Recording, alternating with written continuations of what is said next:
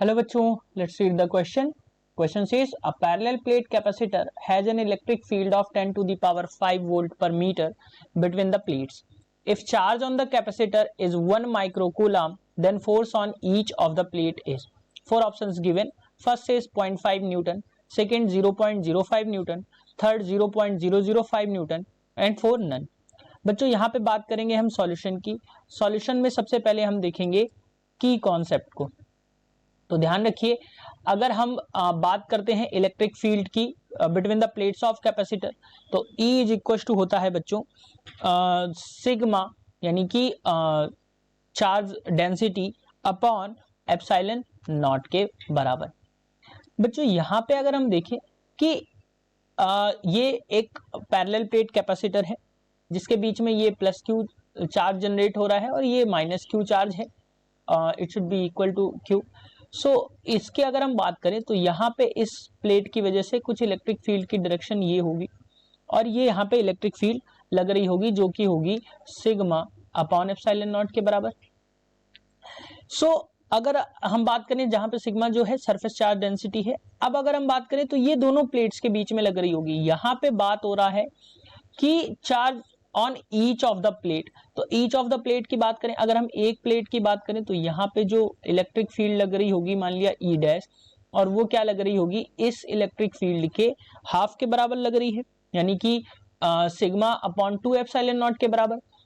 अब क्वेश्चन के अकॉर्डिंग हम देखें तो क्या है, यहाँ पे जो इलेक्ट्रिक फील्ड लग रही है ई डैश लग रही है वो क्या है सिग्मा अपॉन 2 एप्सिलॉन नॉट के बराबर लग रही है, और यही बराबर है क्वेश्चन के अकॉर्डिंग वो क्या है 10 टू द पावर 5 वोल्ट पर मीटर.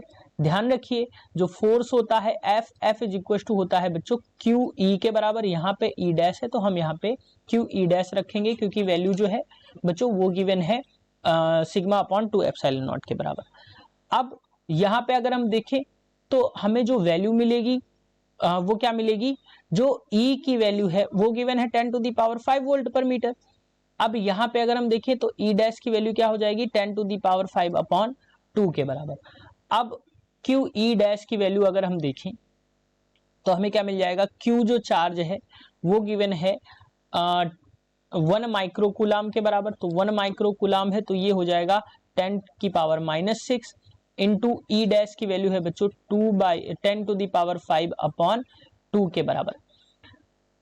और ये जो आएगी वैल्यू ये आ जाएगी आपकी न्यूटन में, क्योंकि हमने यूनिट्स को चेंज कर लिया है. तो एफ इज इक्वल टू क्या मिलेगा 10 to the power -6 into 10 to the power 5 newton. So यहां से अगर हम देखें तो नेक्स्ट उसमें हम देख लेते हैं. तो ये आपका मिलेगा जब 10 to the power -6 into 10 to the power 5 upon 2 करेंगे तो ये आपको मिल जाएगा 10 टू द पावर -1 अपॉन 2. तो 1 अपॉन 2 का मतलब होता है बच्चों 0.5 इंटू 10 टू द पावर -1, और ये न्यूटन में होगा. जब हम मल्टीप्लाई कराएंगे तो 0.05 न्यूटन के बराबर हमें फोर्स यहाँ पे मिल जाएगा, यानी फोर्स की वैल्यू हमें कितनी मिली 0.05 न्यूटन के बराबर. यही आपका आंसर है. अगर हम ऑप्शंस की बात कर लेते हैं तो option 2 that is 0.05 Newton is the correct answer for this question. Hope you understood it well. Best of luck.